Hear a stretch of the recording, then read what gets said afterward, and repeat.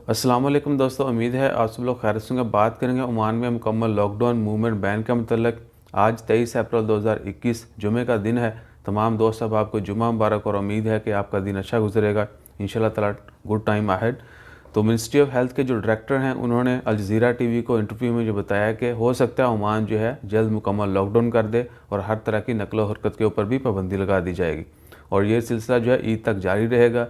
और ये ऐलान कब किया जाता है अभी तक इसका मतलब कोई अनाउंसमेंट नहीं की गई, लेकिन उन्होंने ये इजहार किया कि हो सकता है जिस तरह की सिचुएशन है ओमान मुकम्मल लॉकडाउन करे।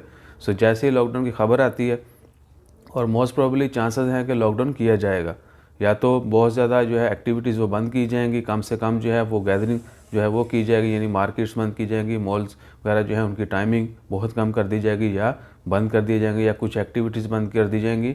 सो अभी तक 100% डिसीजन जो है वो नहीं आया कि आया मुकम्मल लॉकडाउन होगा, हर चीज़ शट डाउन होगी, मूवमेंट के ऊपर पाबंदी होगी या सिर्फ जो है वो जुज़वी तौर पर होगा। तो जैसे कंफर्म न्यूज़ होती है, लेकिन जिस तरह उन्होंने पहले भी 2-3 दफ़ा बोला था बयान में कि भाई हो सकता है अगर वर्स्ट सिचुएशन हुई तो ओमान मुकम्मल लॉकडाउन कर देगा।